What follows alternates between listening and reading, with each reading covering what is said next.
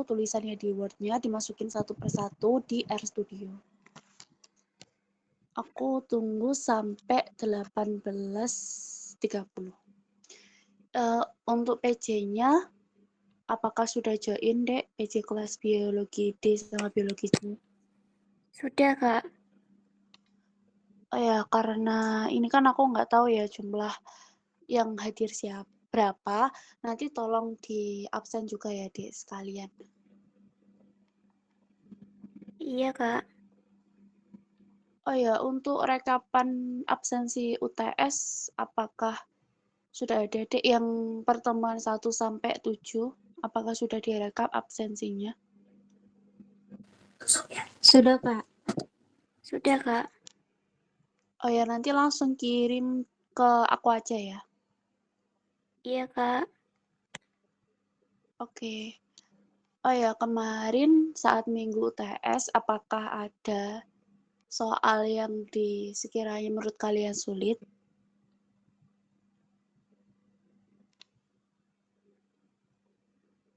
Sulit semua. Jangan di...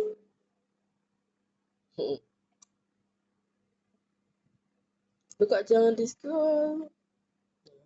Atau soal UTS-nya sulit semua?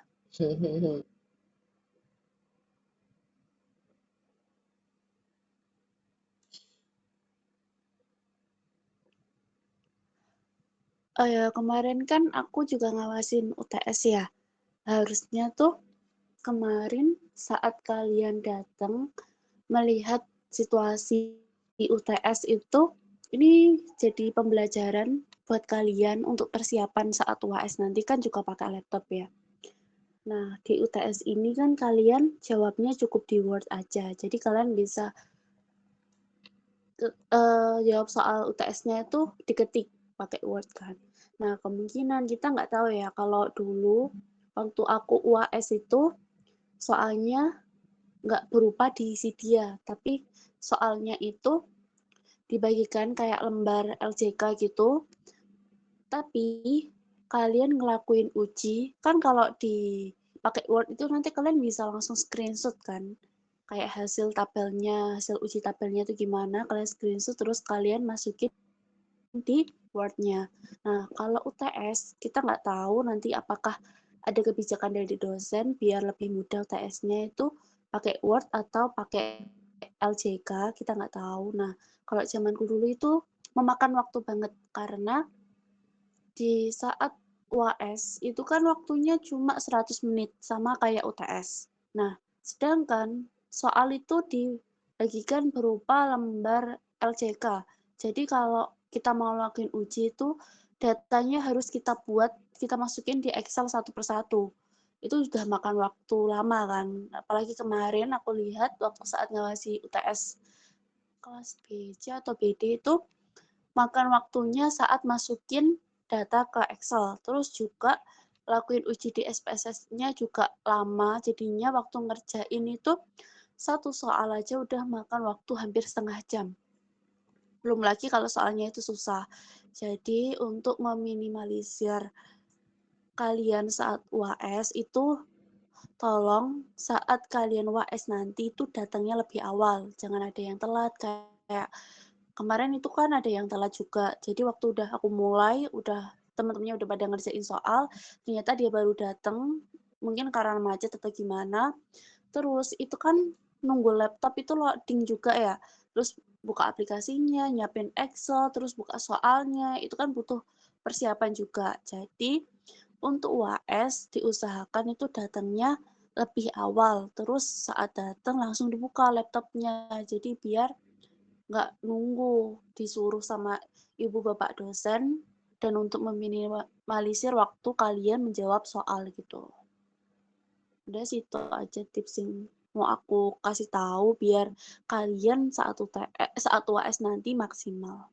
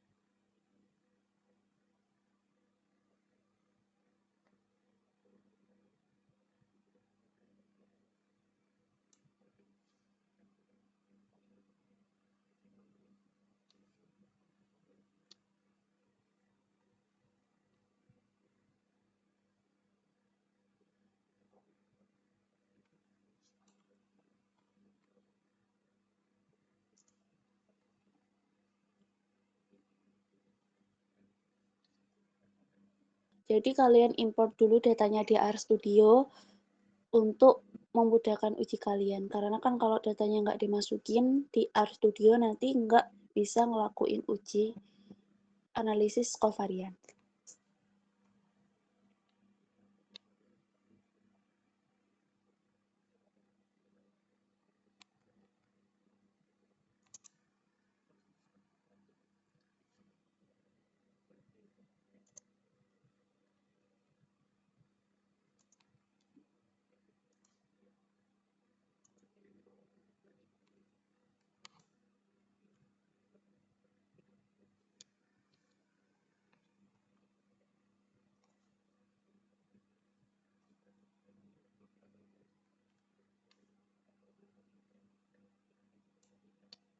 Karena sudah dapat materi tentang analisis kovarian, benar?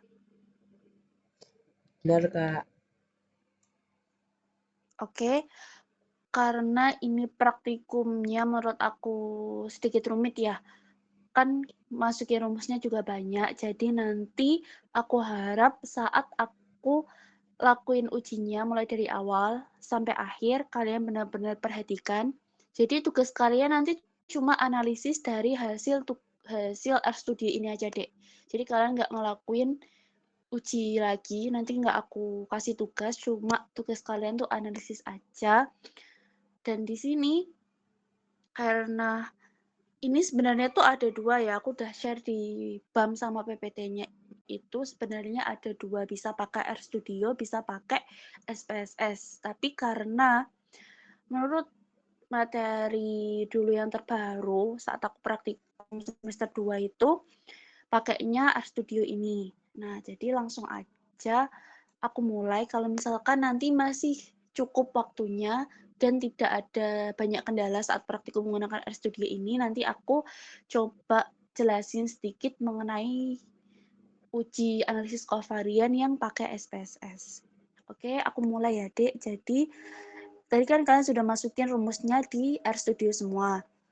Nah, untuk langkah pertama, ini kan ada yang tugas 9, terus tagar setiap buka program R, terus library GGP UBR. Apakah ini sudah aktif library-nya? Untuk lihat aktif atau enggaknya itu di bentar, masih loading. Nah, di package ini, Dek. Di package ini kan ada yang sudah kecentang, yang ggplot2 sama ggp UBR. Apakah sudah bisa semua? Apakah tidak ada yang dapat kendala? Bisa reaction, Dek, biar aku tahu.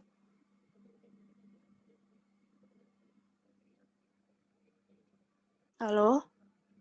Apakah sudah bisa semua? Iya, Dek. Saya belum terinstall, Kak. Tapi udah mulai diinstal.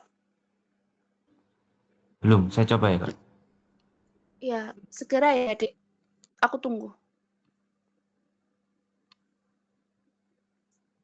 Oke, buat yang sudah terinstall dan juga bisa dicentang seperti ini,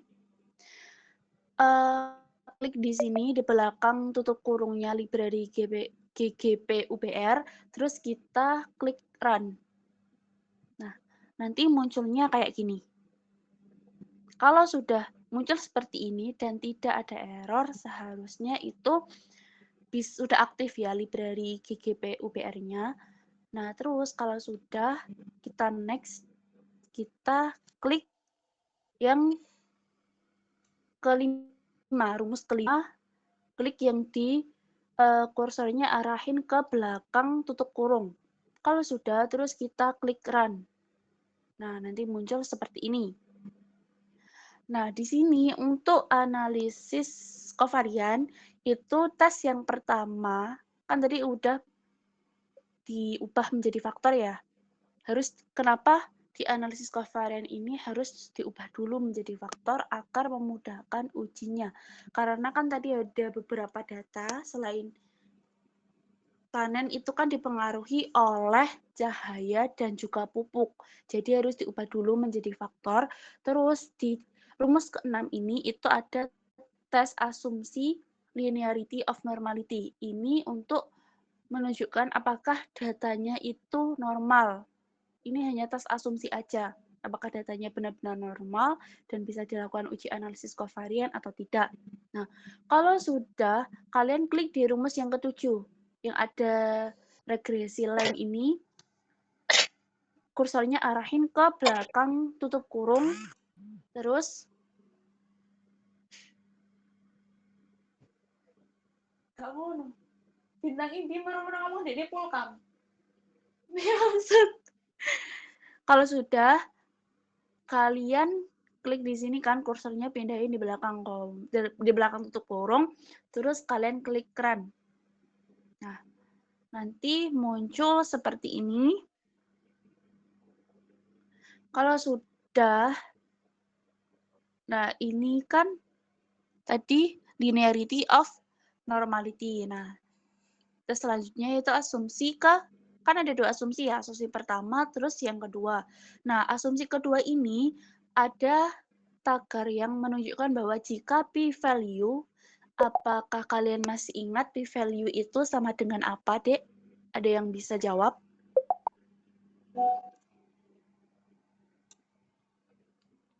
Atau sudah lupa semua p-value itu apa? Nilai signifikan, Kak. Oke, benar sekali. P-value itu nilai signifikan.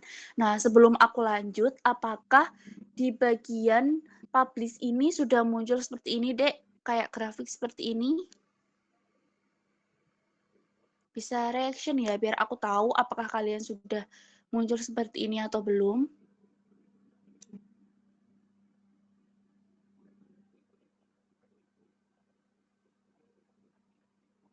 Oh ya, tadi ada yang install library GGP UBR, apakah sudah bisa? Sudah selesai installnya? Sudah, Kak. Tapi yang di bagian sawah yang dolar pupuk itu saya coba run error, Kak. Itu kayaknya belum aktif, Dedek. Tunggu dulu. Tadi aku juga Oh, nyoba error. Kamu tunggu dulu, nanti di akhir kamu run satu-satu lagi. Kamu simak penjelasanku ini dulu ya. baik, Kak. Terima kasih. Oke. Apakah sudah muncul semuanya, Dek? Atau ada yang belum? Sebelum aku lanjut ke rumus yang keuji yang berikutnya. Ini yang reaction belum itu kenapa? Ada yang error kah? Masih download, Kak. Ini masih menunggu dulu. Untuk Oh, yang sama library ya, kayak R-nya. oke, Dek, ditunggu ya sambil nyimak pembahasan selanjutnya. Sudah, Kak, ini. Oke, bisa dicentang. Yang tadi, yang di package-nya, GGP UPR-nya bisa dicentang, di checklist. Bisa, Kak. Oke, coba kan tadi kamu udah masukin rumusnya semua ya. Coba yang ini yang bagian GGP UPR-nya itu kamu run sampai yang di sawah tadi. Yang sawah dolar pupuk itu kamu run juga. Apakah error atau tidak?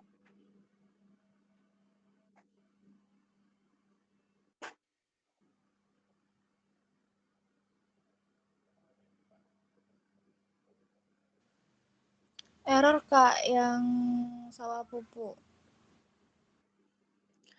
Untuk penulisannya apakah sudah sesuai dengan yang ini deh yang aku share screen kan untuk yang rumus kelima?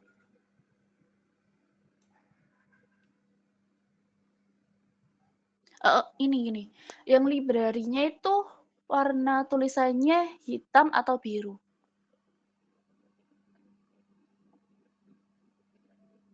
Yang di kamunya itu Biru, Kak. biru harusnya bisa ya.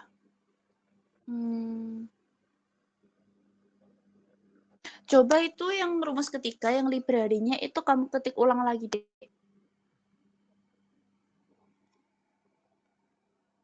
Terus habis itu di run satu-satu sampai yang dirumus ke sawah dolar pupuk itu.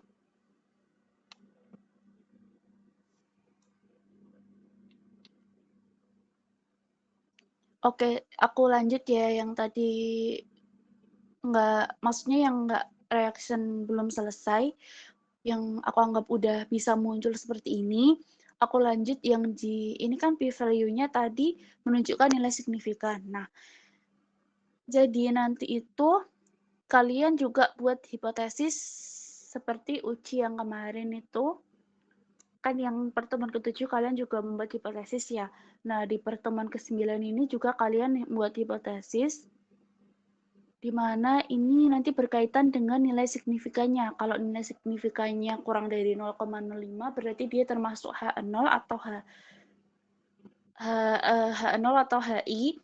Terus kalau misalkan nilainya kurang dari 0,05 itu termasuk H0 atau HI gitu. Nanti kalian kaitkan sama hasil dari ini. Nanti tampilan di publish-nya itu kalian juga analisis kan. Nanti itu hasil analisisnya kalian simpulkan terus kalian kaitkan dengan hipotesis yang udah kalian buat. Nah, di sini kan ini jika p-value-nya lebih dari 0,05 maka data tersebut, data sawah ini terdistribusi normal. Nah, untuk ceknya kita run di bagian rumus ke-10 di mana ini untuk uji apakah datanya terdistribusi normal itu pakai yang Shapiro test yang di pertemuan sebelumnya udah kalian coba. Ini kita kursornya arahin di belakang, kurung tutup terus di run. Nah, nanti muncul seperti ini. Ini hasil dari uji apakah datanya terdistribusi normal atau tidak. Nah, p-value-nya kan di sini 0,5879 yang artinya p-value-nya itu lebih besar dari 0,05. Jadi datanya itu distribusi normal. Apakah sampai sini paham atau aku ngomongnya kecepatan? Ada yang perlu aku ulangi lagi atau tidak? Kak, maaf kalau error kenapa ya? Yang error di bagian mananya, Dek? Pas run itu malah error, nggak keluar datanya. Apakah rumusnya udah sama kayak ini? Diperhatiin spasinya, Dek. Spasi sama penulisannya apakah sudah sesuai? Kalau nggak gitu, ketik ulang manual. Karena biasanya tuh kalau kan dulu waktu aku ngajarin kalian yang di Shapiro test ini kan datanya itu diketik ulang ya, kayak Shapiro test, terus nanti muncul dalam kurung, terus ini resit, terus nanti muncul lagi objeknya tuh apa, ALV ini kan, terus nanti datanya tuh kalau datanya udah kalian masukin, otomatis bakal kebaca sama Shapiro test-nya ini.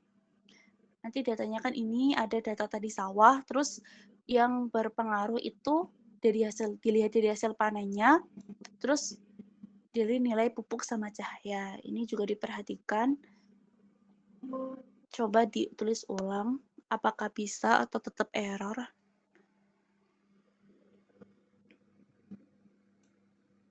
Oke, sambil menunggu temannya, ini jadi aku lanjut lagi ke rumus ke-11. Di sini kan ada tes asumsi yang ketiga, di mana ini menunjukkan homogenitas dari variannya, varian datanya, variasi datanya. Nah, di sini kita pakai library car. Library car-nya apakah sudah bisa semua dan bisa di checklist semua atau ada yang nggak bisa? Bisa reaction ya, Dek, biar aku tahu.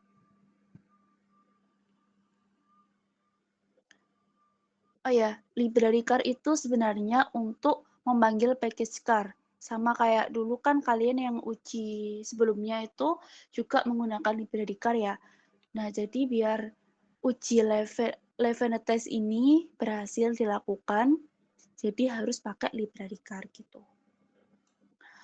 Kalau library car-nya sudah bisa, langsung aja kursornya kita arahin di belakang, di rumus ke-13 yang di belakang kurung tutup.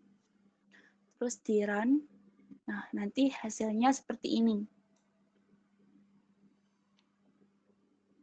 Ada yang masih ingat nggak untuk uji yang asumsi ketiga ini kan pakai level test itu yang dianalisis di bagian apa? Kan ini ada DF, value sama PR.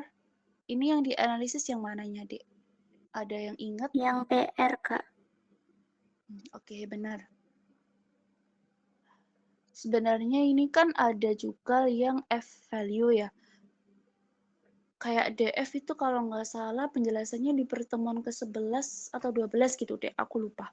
Kalau yang pertemuan 9 ini belum dijelasin mengenai DF. Tapi kayaknya di PPT yang udah aku share di grup PJ itu ada penjelasannya. Oke, apakah sudah bisa semua atau ada yang error di Q11 test ini? Iya, Dek Sandy.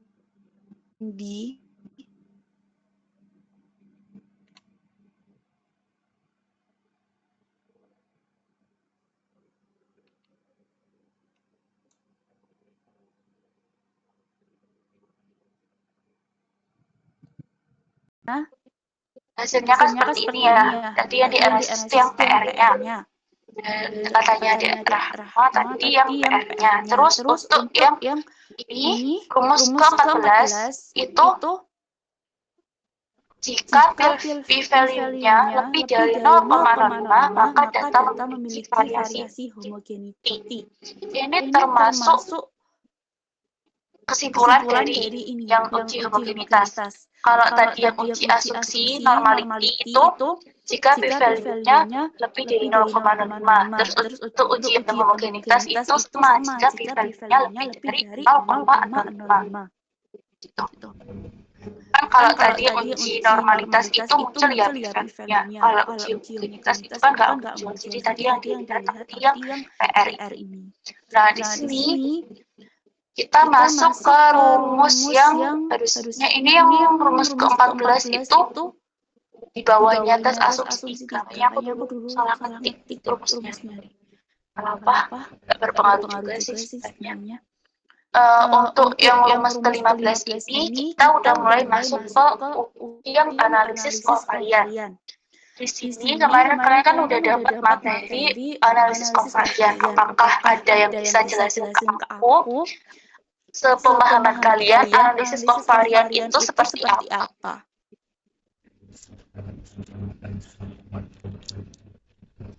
Apakah masih ingat kan masih minggu ini ya dapat materinya? Ya masih ingat dong ya. Ada yang bisa jelasin dek? Analisis kovarian sepemahaman kalian itu gimana?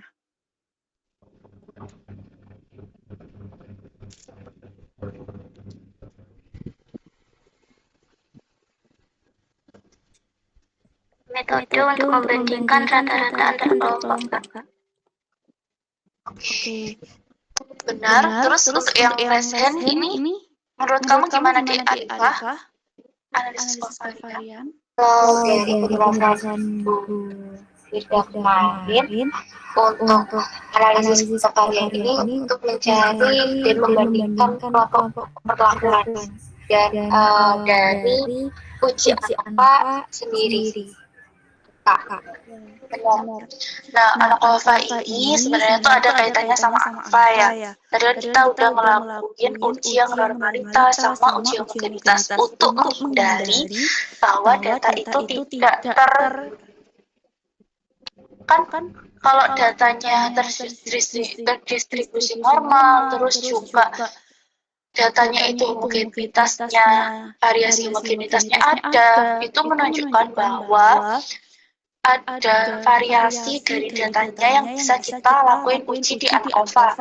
Kayak di data sawah ini tadi kan ada dua sebenarnya yang mempengaruhi hasil panen, di mana ada variasi pupuk sama cahaya. Kan di sini pupuknya ada 3 jenis ya, ada A1, A2 sama A3.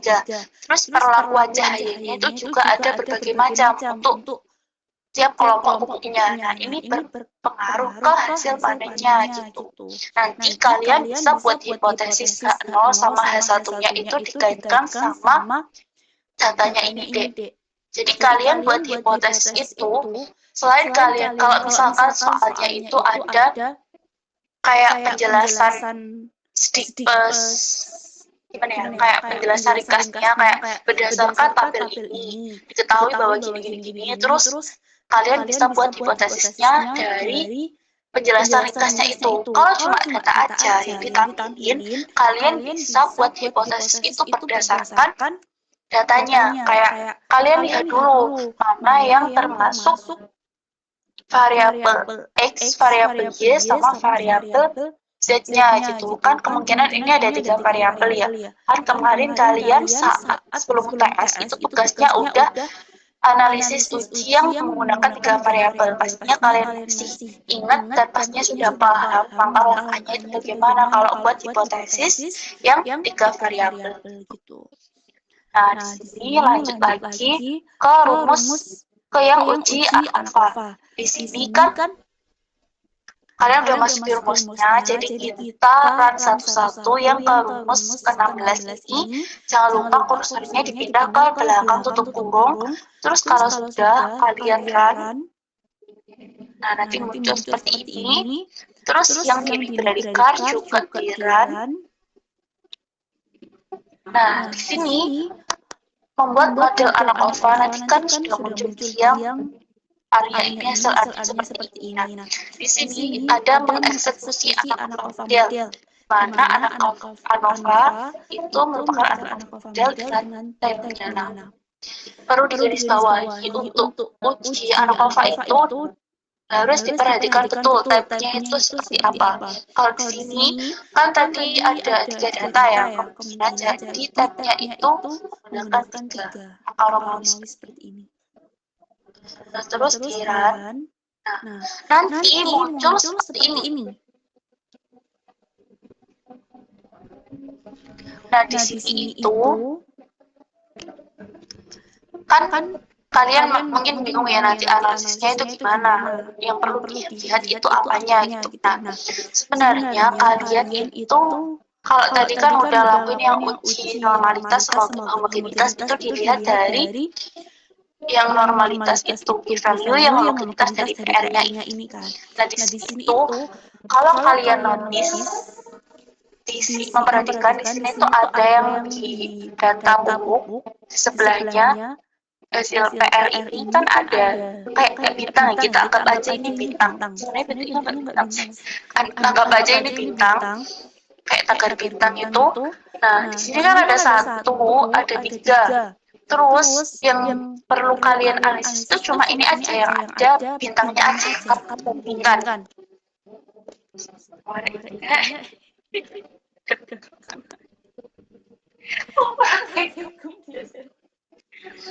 Maaf ya, Dek. Terus di sini kalian bandingkan yang ada bintangnya 1 ini sama bintang 3. Terus yang kalian analisis itu yang di hasil uji ANOVA ini itu yang dari nilai signifikan kodenya. Di sini kan ada ya, kalau misalkan ini 0 itu artinya bintangnya 3, terus kalau 0,001 itu tanda bintang. Nah,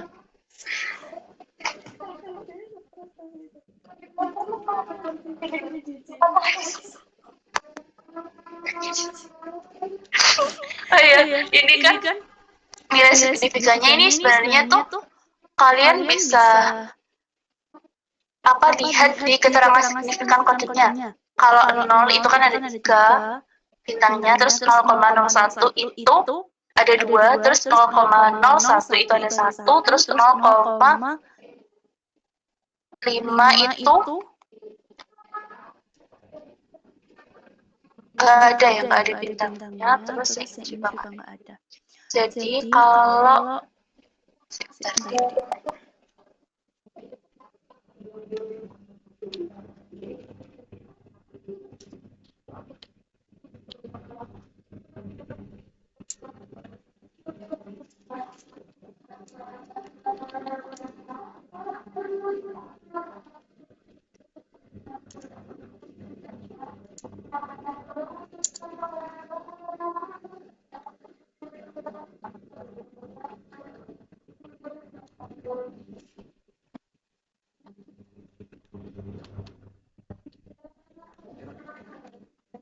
Nah, maka ada pengaruh pupuk terhadap panen.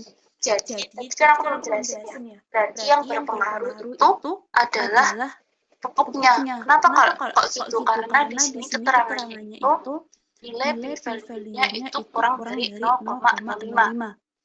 Kayaknya perlu digarisbawahi juga kalau uji analfalfa ini berbeda dengan uji homogenitas sama distribusi normal. Kalau tadi kan nilainya p-value-nya dilihat dari lebih dari 0,05, sedangkan di sini itu keterangannya jika p-value yang mana pupuk tadi ini kan nilainya 0,01, dia kurang dari 0,05. Jadi yang berpengaruh itu maka ada pengaruh pupuk terhadap panen. Tapi bisa juga nanti kalian bandingkan pengaruhnya itu lebih besar pupuk atau cahaya gitu, yang berkaitan dengan nilai hasil panennya. Oke, selanjutnya di sini di uji analfalfa itu juga ada uji post-hoc, di mana kalian perlu mungkin bisa dicek di package-nya apakah library yang MV Node, terus survival, mass, sama TH data, sama molcom ini apakah sudah bisa dipakai semua, sudah ke checklist semua, atau ada yang belum.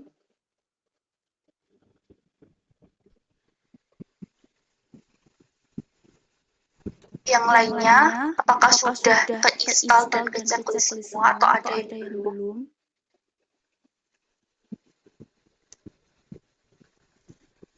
Karena nanti ini berpengaruh ke tampilan di publish kalian. Kalau ini nggak ke checklist satu aja, nanti hasil publish kalian tuh tetap kayak gini deh. Nggak akan bisa kalian analisis lebih lanjut gitu. Nah, kalau sudah, ini kita run satu-satu, mulai dari yang library rumus dua ini, MV-Nom ini, kalian run, terus yang library survival ini, kalian run, terus yang library mass juga, run, terus sama yang library TH data ini juga di run, terus yang library molcom ini juga di run. Nah, di sini kan kalian tadi udah buat hipotesis. Sebelum kalian melakukan analisis, kalian harus pastiin sudah buat hipotesisnya. Nah, di sini kita akan melakukan ujian untuk generalisasi linear hipotesisnya. Nah, di sini itu kan kita pakai uji post-hoc tadi ya. Nah, ini pastikan rumusnya sudah sesuai biar tidak terjadi error. Terus langsung aja kursornya kita pindah di belakang kurung tutup, terus kita run. Nah, terus di summary post-hoc-nya juga kita run. Nah, di sini nanti muncul hasilnya.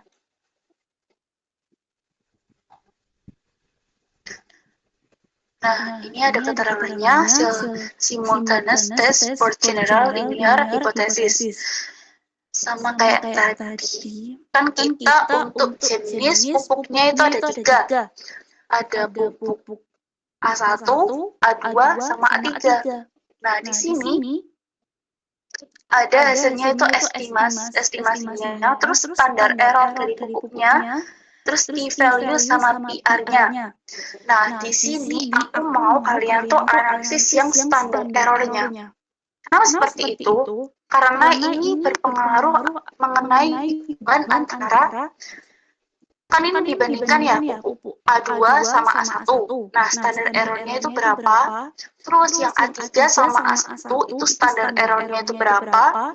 Terus A3 sama A2 itu standar errornya itu berapa? Nah, ketiga standar error ini kalian analisis deh. Biar kalian tahu kayak pengaruh pupuk mana yang kan ini kayak perbandingan ya, perbandingan dari ketiga pupuk. Nah, nanti kan kalian ini kalau di tampilan ininya tuh yang dibandingin tuh pupuk 1 sama pupuk 2, terus pupuk 3 sama pupuk 1, pupuk 3 sama pupuk 2. Nah, nanti kalian analisis standar errornya, terus kalian kayak buat kesimpulan dari analisis itu pupuk mana dari perbandingan ketiga pupuk itu hasilnya tuh bagaimana. Kayak yang lebih maksimal itu yang mana gitu. Terus di sini kan sama kayak tadi, yang uji anak alfa itu PR-nya ini ada tanda bintangnya kan. Nah, tadi kan aku nyuruh kalian analisis mana yang paling berpengaruh, faktor mana yang paling berpengaruh. Nah, di sini juga ada. Kan tadi kalian aku suruh analisis yang standar error-nya antara perbandingan pupuk A2 sama A1. Nah, di sini ternyata di PR-nya ini hasilnya di PR yang perbandingan pupuk A2 sama A1 itu ada bintangnya. Sedangkan di perbandingan pupuk selanjutnya itu nggak ada sama sekali. Nah, di sini kan kalau tadi yang sebelumnya itu nilai p-value-nya kurang dari 0,05 berarti ada pengaruh. Nah, ini nilainya kan kurang dari 0,05. Kalau 0,05 pastinya dia itu dong ada pengaruh ya. Kalau misalkan lebih kecil dari 0,05, kayak misalkan 0,1, ini kan cuma ada bintangnya cuma 1. Jadi pengaruhnya tuh lebih sedikit. Terus ini kan nilainya lebih kecil ya, otomatis pengaruhnya itu lebih besar. Yang mana ini 0,001. Nah, di sini yang data pupuk perbandingan pupuk A2 sama A1 ini kan nilainya PR-nya tuh 0,008.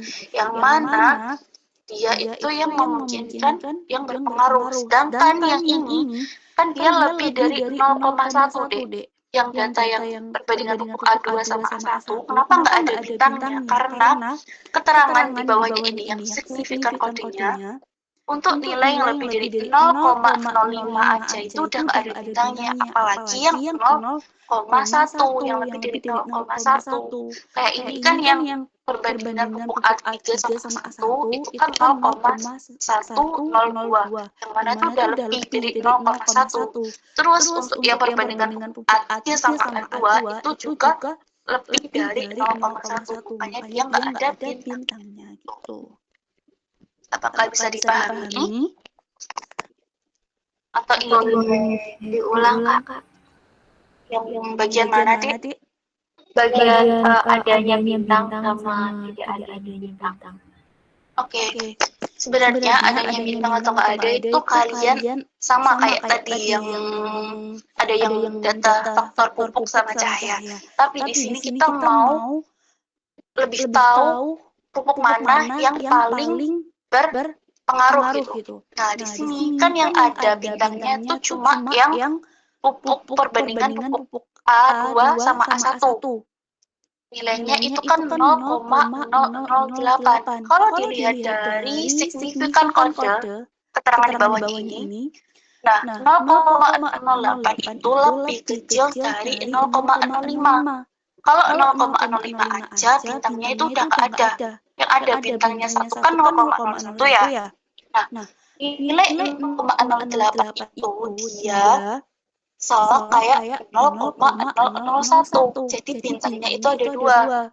Nah, kenapa yang bawah, data yang bawahnya ini, pupuk perbandingan pupuk 2 yang bawahnya ini nggak ada bintangnya? Karena dilihat dari nilai PR-nya ini, nilai PR-nya ini kan 0,1. Yang perbandingan pupuk A3 sama A1 ini kan 0,1. Nah, dilihat dari keterangan signifikan kodenya, 0,1 itu nggak ada bintangnya. Jangankan ada bintangnya ya, orang 0,05 aja yang standarnya nilai p-value-nya aja udah nggak ada, apalagi yang nilainya 0,1 gitu. Nah, terus yang perbandingan pupuk A3 sama A2 ini kan nilainya 0,49, yang mana itu jauh sekali dari 0,05, yang artinya dia tidak memungkinkan adanya bintang karena nilainya di atas 0,05 gitu. Apakah bisa dipahami? Bisa, Mbak. Berarti untuk yang 0,05 itu sendiri itu nggak ada bintang, dan di atas dan jauh dari angka 0,05 itu juga nggak ada bintang gitu, Kak. Kalian cukup lihat di keterangan signifikan kodenya ini sudah menjadi kunci bahwa kalian menentukan analisisnya. Otomatis kalau misalkan dia kurang dari 0,05 itu, kan tadi nilai p-value atau PR itu kan minimal itu harus 0,05. Kalau kurang itu memungkinkan dia masih ada bintangnya, lebih itu nggak mungkin gitu. Kayak di sini kan ada 0,1 itu udah nggak ada bintangnya gitu. Oke, Mbak, terima kasih Mbak. Oke, sama-sama. Oke, selanjutnya kan ini sudah sampai di uji generalisasi linear hipotesis tes. Selanjutnya kita akan melakukan visualisasi, yang mana dari hasil uji visualisasi ini nanti akan muncul di publish ini, yang di grafik publish ini. Nah, di sini kita pastikan dulu library ggplot 2-nya sudah bisa digunakan dan sudah diinstal dan sudah di checklist sebelum aku mulai. Biar nanti hasil kalian visualisasinya tuh muncul di publish ini, di grafik publish-nya. Oke, karena tidak ada yang reaction, maka sudah terinstall semua adik.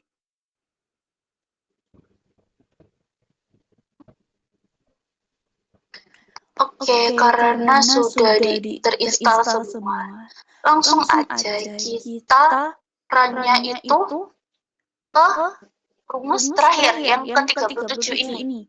Kursornya kalian arahin di belakang kurung tutupnya. Oke, bismillah kita run.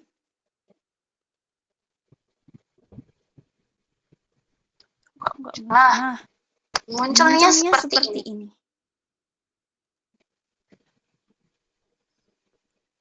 Nah, di sini aku mau jelasin. Tadi kan aku sempat bahas yang ada variabel X, Y, sama Z. Nah, di sini variabelnya itu ada keterangannya. Yang di uji library visualisasi ini, yang di ggplot ini, untuk yang cahaya itu dia termasuk variabel X. Terus untuk yang panen itu termasuk variabel Y. Terus di sini ini kalian nanti analisis gambarnya ini ya, hasil visualisasinya. Ini kan yang panen ya, yang cahaya itu. Oh ya, yang pupuk itu kan ada 3 jenis. Ini yang pupuk kan ada pupuk A1, ada A2, sama A3. Nah, kalian analisis hasilnya ini. Kenapa kok dari data visualisasinya ini bentuknya seperti ini? Kalian kaitkan sama hasil panen.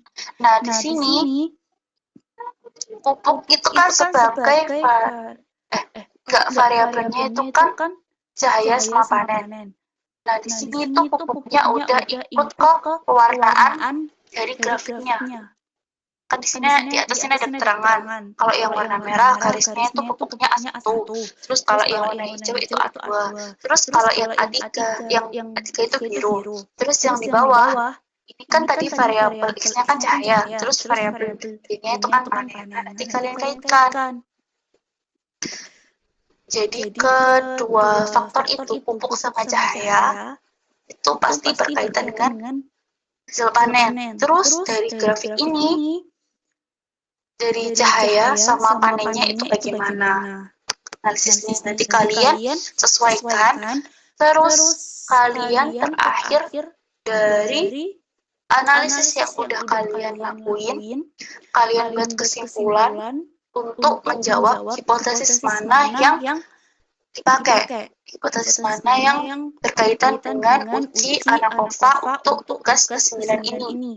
Apakah hipotesis 0, tidak ada pengaruh, apakah hipotesis alternatif atau HI, adakah pengaruh seperti itu. Apakah bisa dipahami?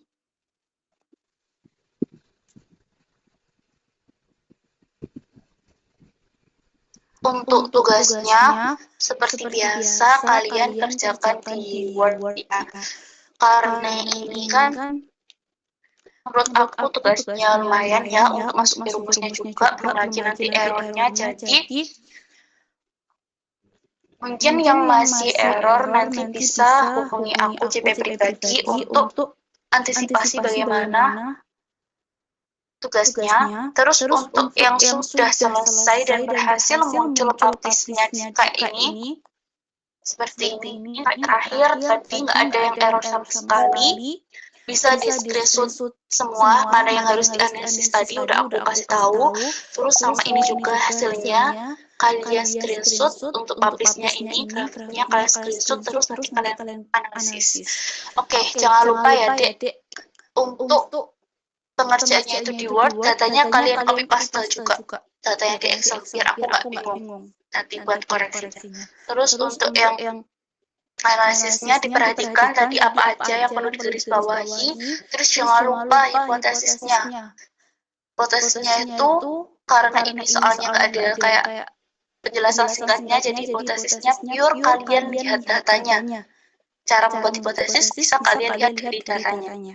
Terus untuk terakhir di kesimpulan terakhir sekali kalian jangan lupa buat kesimpulan kaitkan dengan hasil analisis ini dengan hipotesis yang udah kalian buat, biar aku tahu apakah dari hasil ujian yang kalian kaitkan kalian bisa menyimpulkan faktor mana yang berpengaruh dengan hasil panennya gitu. Sampai sini paham? Apa ada yang ditanyakan lagi sebelum aku tutup? Oh ya, yang masih error apakah sudah bisa atau masih error, Dek? Kalau masih error langsung aja CP aku pribadi aja ya. Iya. Kenapa?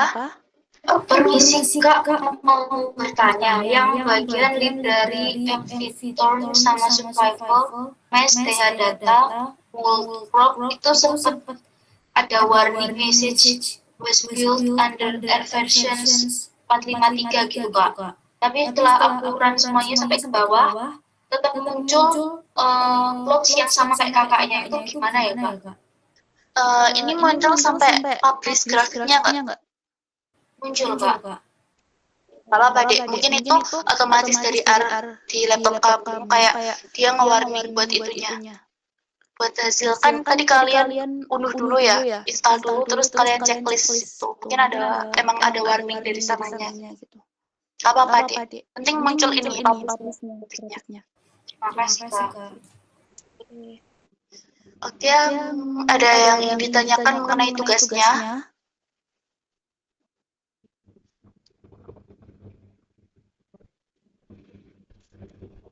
Oke, karena aku rasa tidak ada yang perlu ditanyakan lagi dan mungkin apa sudah jelas ya dari penjelasan uji analisis covarian ini sama hasil uji yang hasil tugas kalian nanti jangan lupa di screenshot. Nanti takutnya kalian buru-buru out terus lupa nggak di screenshot, nanti kalian bingung waktunya nanti takutnya ada error lagi. Oke, untuk deadline tugasnya karena ini sedikit sulit ya walaupun cuma analisis aja, tapi untuk ujinya kan kemungkinan bisa error, jadi untuk tugasnya deadline-nya aku kasih hari Kamis jam 6 pagi. Sebelum kalian praktikum hari Jumat itu harus sudah dikumpulkan semua dan aku harap tidak ada yang lupa untuk mengumpulkan atau di luar batas deadline-nya. Terus untuk tugas ini kalian masih mencukupi nggak kalau misalkan kita lakuin uji yang menggunakan SPSS? Soalnya di PPT itu sebenarnya ada di PPT itu udah ada. Atau mungkin kalian mau nyoba sendiri atau perlu aku lakuin uji?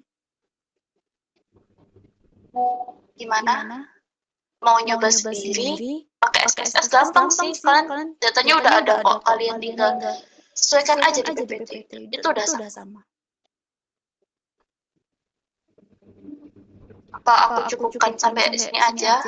Biar kalian bisa langsung ngerjain tugasnya. Nyoba sendiri aja Kak kayaknya.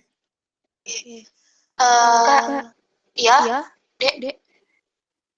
Untuk yang SPSS apa perlu di screenshot terus dianalisis juga atau perlu dicoba aja? Enggak, itu buat kalian coba sih. Aku harap walaupun ini enggak aku haruskan untuk kalian coba ya. Aku harap ini buat antisipasi kalian saat UAS. Karena kalian kan nggak mungkin ya mau masukin rumus sebanyak ini tadi, apalagi belum errornya lagi juga. Biar lebih memudahkan kalian, aku harap kalian nyoba yang SPSS aja deh.